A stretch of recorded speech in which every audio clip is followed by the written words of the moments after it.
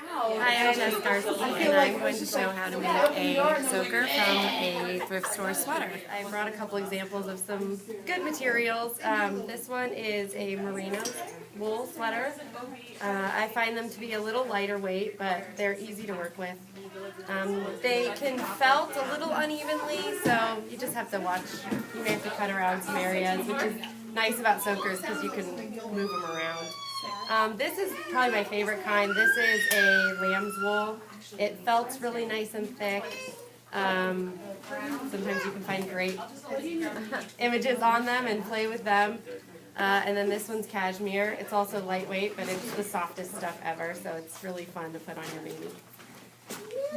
You can always add extra wet zones if you find they aren't working, but usually it's easier to do that as you're constructing the soaker. It's called the Katrina Soaker. It's readily available online. It's free to use. There's a lot of directions. There's a lot of tutorials online, and we'll have our own. I pre-cut my pattern. They have sizes newborn all the way up through like triple XL, which all the measurements are on there, so you can measure your own baby and find out what works for you. I'm just doing small because that's what fit on this particular sweater. So that's another thing you have to think about is what size might fit on your sweater. Sometimes they felt funny and you can't fit what you need on it, and in that case you just chop pieces and parts and make a quilted soaker. So it's fun, whichever way you want to make it. So this is what the pattern looks like after you cut it out. You would normally put the pattern on a crease. And you'll want the first step, actually, your other pieces that you want to cut out would be the waistband and the two leg cuffs. For this sweater, it had a really great ribbed edge with some design, so I decided to use those. You could also use any part of the sweater and use the pattern piece that has all the directions for each size, which width you would do for each size for the waistband and the leg cuffs. On the original pattern, you would cut per the pattern and fold it in half, so you just have a folded leg cuff, and it's really soft and works well. So, if you wanted to make longies, this is my favorite way to make it. There's also a separate pattern for longies on the website. All the links and directions will be in our blog in a day or 2 or 3 or whatever we get around to. But everything I'm doing here will be on the blog. I actually use the sleeves and I cut to the size I need. It's kind of a guessing game sometimes, but I've done it enough times I just kind of get it done. So these were sleeves, as you can tell, and I just cut up the side, and I would have to stitch this, and then I would attach it the same way as I would the leg cuffs, as you'll see in just a moment. It's recommended to use a polyester thread because cotton thread will hold on to stinkies sometimes, and they may get stinkier quicker than regular wool would, just because of its own properties. It tends to stay stink-free longer than other fabrics. Right? Your first step on the soaker would be to sew the side seams together. It's recommended to use a zigzag stitch. I've used all different stitches. I don't tend to notice a difference, but in this case I'm going to use just a loose zigzag, not a really tight, wide one, but kind of a more narrow one.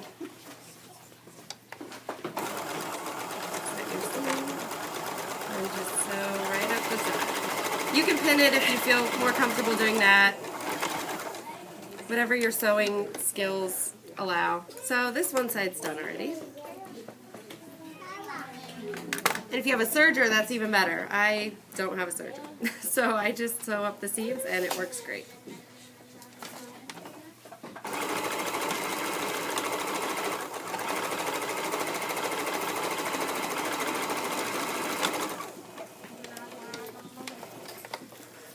So this part is done, and now you have an inside-out soaker panel, front and back. You can always tell the back. The pattern's really good. It has a higher back than front.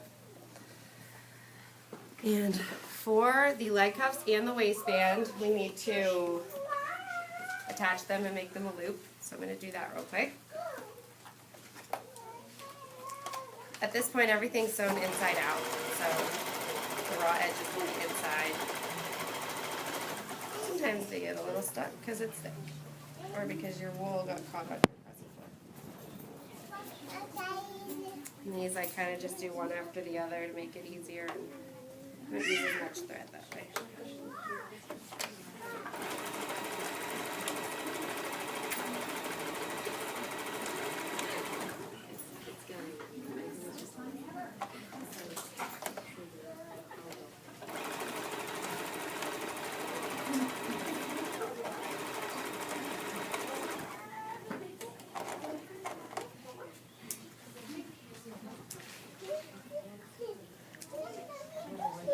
Alright, so now we have all 4 pieces that we need for a soaker. If you used the pattern initially and you're folding over the fabric you've cut, you would do that at this time and fold it over before you attach it. This one has the ribbing from the sweater, so I don't need to do that. The pattern usually will give you a nice little point, so you know that's the back, the center of your back. So your waistband will be, let's see, I always have to look at this. You want the right sides touching, so center that up, and I usually pin it, especially if you're folding over, you have to pin it at this point so that you can hold all the layers together.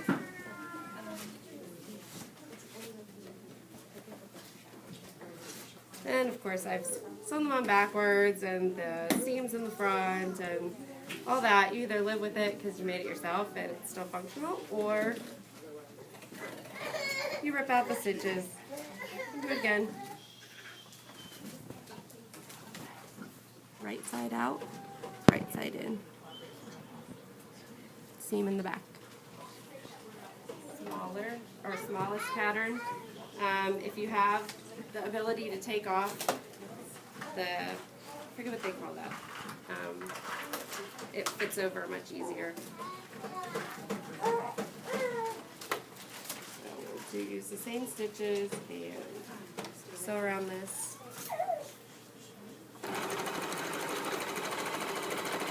And I take out my pins because they can break needles.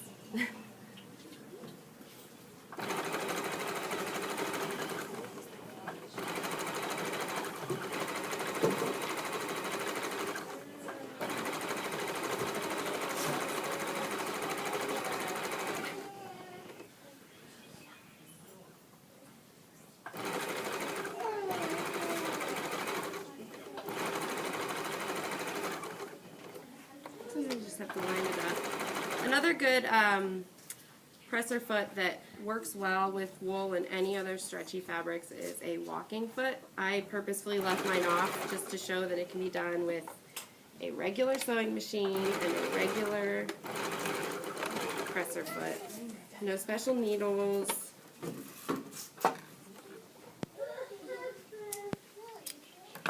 So here we are with our waistband. Now we have to attach the leg cuffs. In this case, I think it works best when you turn it inside out.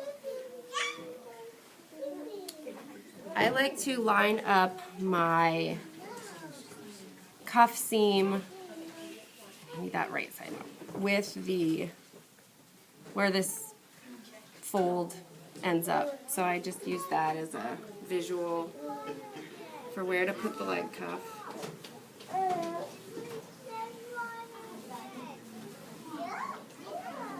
And this is where it gets really tricky. Another reason I brought a small, because this is going to be your most difficult part, putting it together. It took me a while to get it right myself, because how do I sew without getting all of the pins in the way or out of the way? So I'll try to show that the best I can.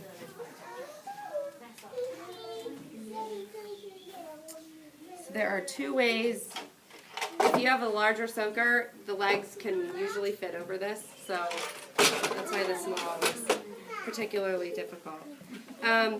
The two different ways that you would have to sew this, you would have to either tuck these under and make sure they stay under because you don't want to hit these with your needle, it'll break off. The easier way I've found is to keep this on top and just kind of keep it tucked out of the way. So that's how I am going to sew this. And it's a little tricky sometimes. It's a lot slower going too because you have to make sure everything's out of the way. And you have to keep readjusting and pulling out pins. You just want to kind of rotate it as you go to keep everything lined up and out of the way.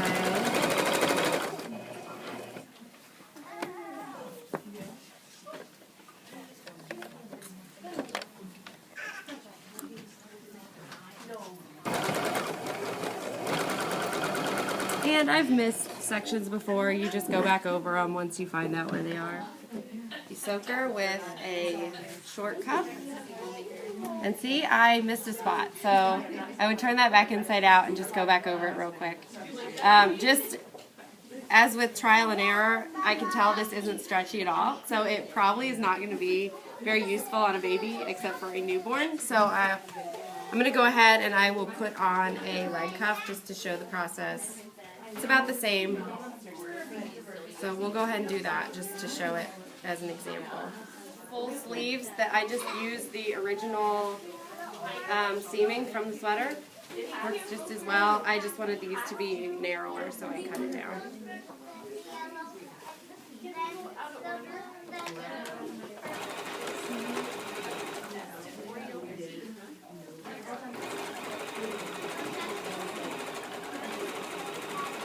I've learned to be quick because usually I only have a good 20 minutes before my daughter starts bugging me to get in my lap. So, just going to go back inside out. The leg will have to be right side out.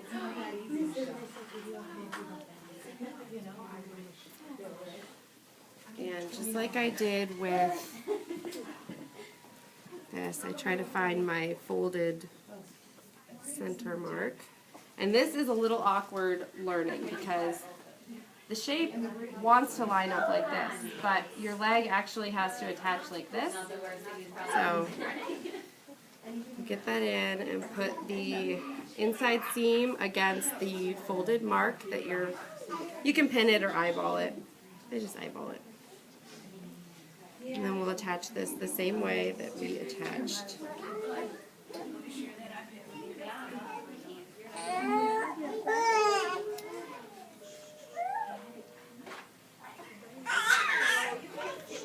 And this should basically line up with your side seam, the point on the leg.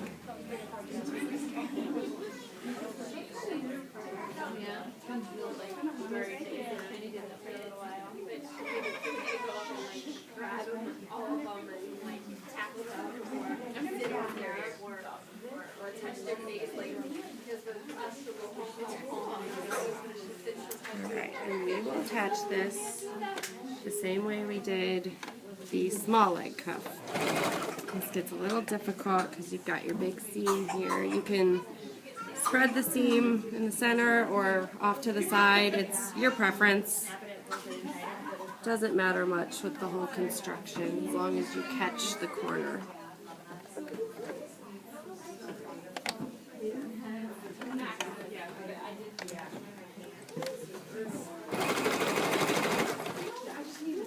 Okay, so that basically is it.